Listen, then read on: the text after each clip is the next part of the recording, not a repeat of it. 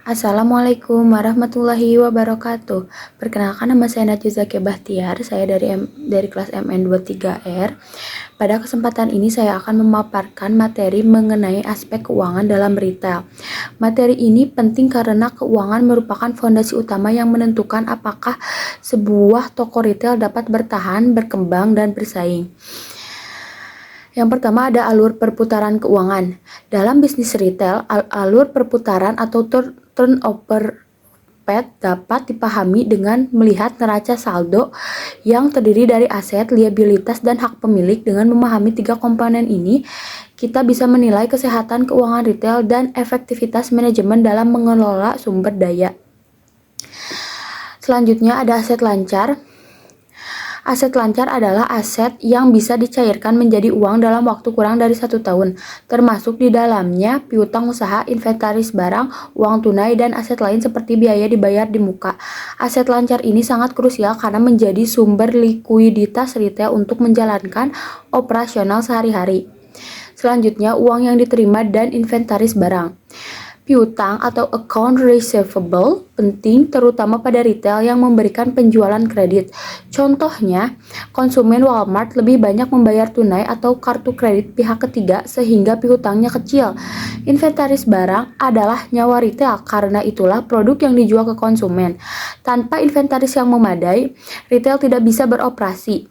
Namun untuk retail layanan seperti hotel, restoran, atau salon, inventaris relatif kecil. Selanjutnya ada uang tunai dan aset lain. Cash dalam retail tidak hanya uang di kasir, tetapi juga rekening bank dan surat berharga yang bisa dicairkan. Sedangkan aset lancar lain seperti biaya dibayar di muka juga mempengaruhi pengelolaan keuangan karena mencerminkan pembayaran yang manfaatnya belum dirasakan. Adapun selanjutnya aset tetap.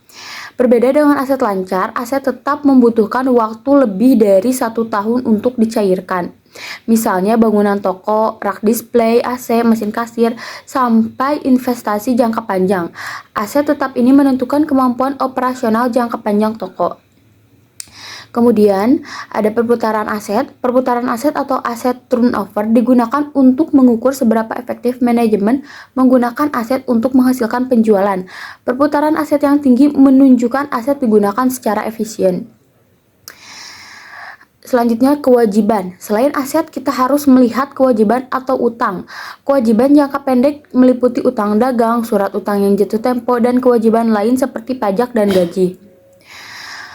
Kewajiban jangka panjang adalah utang yang pembayarannya lebih dari 1 tahun. Pengelolaan utang ini penting agar retail tidak mengalami tekanan arus kas. Selanjutnya itu ada hak pemilik. Hak pemilik atau ekuitas merupakan selisih antara total aset dan total kewajiban. Ekuitas menggambarkan nilai bersih bisnis yang dimiliki pemilik retail. Semakin besar ekuitas, semakin kuat posisi keuangan sebuah retail. Selanjutnya itu pola keuntungan strategis. Dalam retail, kita menggunakan pola keuntungan strategis untuk menilai hubungan antara pengelolaan aset dan pembatasan biaya. Model ini membantu manajer melihat dampak strategi terhadap profit sebelum strategi diterapkan. Selanjutnya, indikator keuangan retail. Ada beberapa indikator penting yang biasa digunakan untuk mengukur performa keuangan retail seperti margin kotor, analisis kategori produk, markdown, persediaan barang, biaya operasional, margin kontribusi, dan margin per meter persegi. Saya akan jelaskan satu persatu secara ringkas. Yang pertama, margin kotor. Margin kotor menunjukkan selisih antara harga jual dan harga pokok. Persentase margin kotor membantu manajemen memahami seberapa besar ruang untuk menutupi biaya operasional. Tanpa margin kotor yang sehat, retail akan sulit bertahan. Kemudian, analisis per kategori. Karena retail menjual banyak kategori produk, masing-masing kategori harus dianalisis. Setiap kategori punya margin, volume, dan kecepatan perputaran yang berbeda.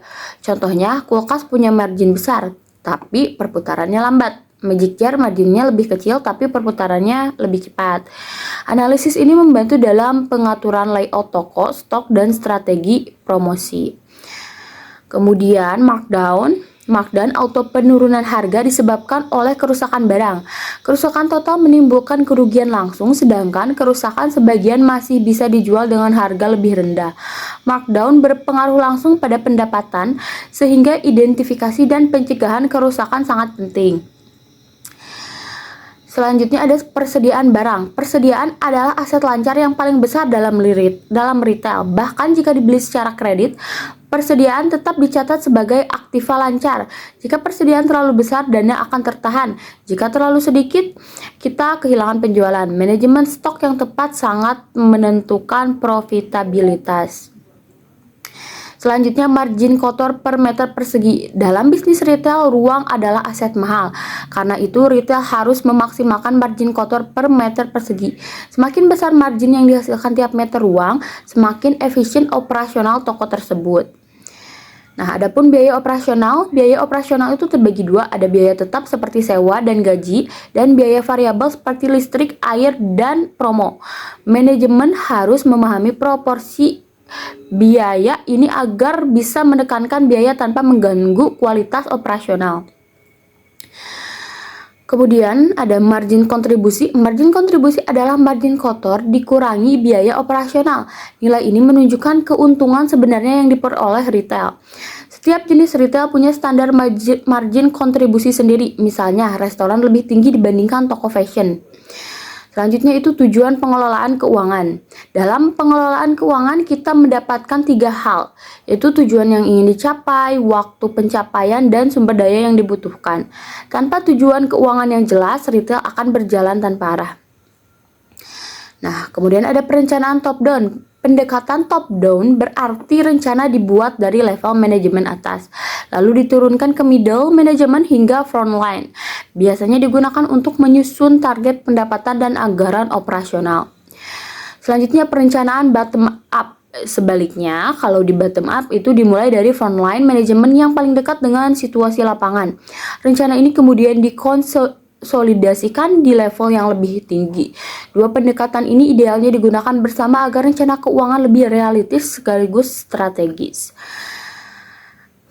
Selanjutnya di bagian penutup, kesimpulannya dapat disimpulkan itu aspek keuangan dalam retail mencakup pengelolaan aset, kewajiban, biaya operasional, dan indikator kinerja keuangan. Semua hal ini sangat terhubung dan harus dikelola secara strategis agar retail bisa memberikan kinerja yang sehat dan berkelanjutan. Terima kasih, mohon maaf bila ada kesalahan kata atau penyampaian. Semoga bermanfaat. Wassalamualaikum warahmatullahi wabarakatuh. Dadah.